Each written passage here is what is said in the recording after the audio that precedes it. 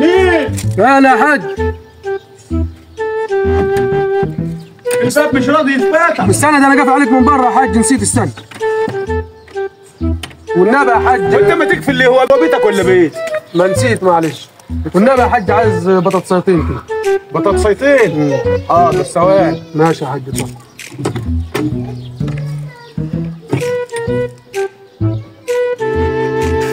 اتفضل اتفضل يا حاج منى. الف شكر، ربنا يعمر بيتك وياخد ويزيدك من الخير. الله يخليك، ده الجيران لبعضيها. الله يخليك يا حاج، ولا يهمك حاجه.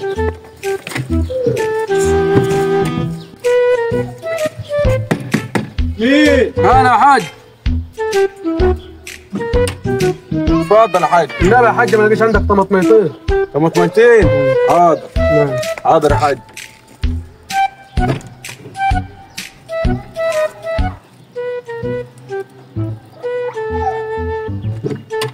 الف شكر يا حاج. اكبر طماطميتين عندنا يا الله حاج. يخليك يا حاج، الله يخليك يا حاج. اي خدمه تاني؟ تسلم يا حاج.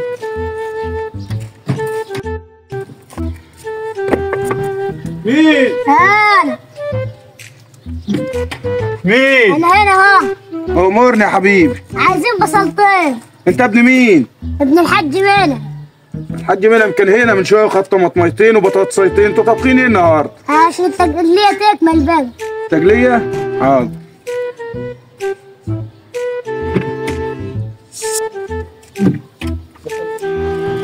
اخر بصلتين عندنا يا ابني. شكرا يا حاج بقى. الشكر لله. سلم لي على ابوك. مين؟ انا يا حاج. خبر ايه يا حاج؟ الباب هيتكسر علينا. ما خدتش بالي والله. والنبي شويه زيت كده عشان الاكله تكمل. زيت كمان؟ حاضر، ثواني يا حاج.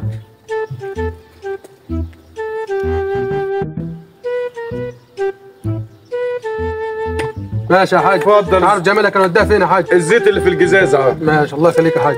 ما اقول لك مش عايز اعيش بالمره. يا ريت والله لو في 5 ترقف ولا 10 ترقف. عايز حاجات؟ ها؟ عايز حاجات؟ لا شكرا. يا ابويا هو الحاج منى كل شويه يجي ياخد منه الطماطم والبصل. وماله يا ابني؟ يمكن ظروفهم تعبانه. بعدين الجار للجار، احنا يمكن ظروفنا حلوه شويه عنهم، ولما نحتاج حاجه نبقى نروح ناخدها منهم. احنا عمرنا ما رحنا جبنا من عندهم حاجه. يا ابني وماله، ربنا ما يحوجنا لحد، بس برضه ما اقول لك الجار للجار. احنا ممكن في يوم من الايام نحتاج لهم في اي حاجه، مش هيقولوا لنا لا، زي ما ياخدوا من عندنا هيدونا. يا ابويا احنا كل شويه نروح نجيب حاجه من الجيران، احنا كده بنشحت. يا ابني ما اسمهاش شحاته، ده مهما كان الجار للجار. واحنا النهارده طلبنا منهم، بكره ربنا يكرمنا ويجي ياخدوا مننا حاجه نديهم. عادي، العمليه واحد يعني. ما اسمهاش شحاته ليه يا ابوي؟ تعال. انت ما شفتش الحاج منى اليومين دول؟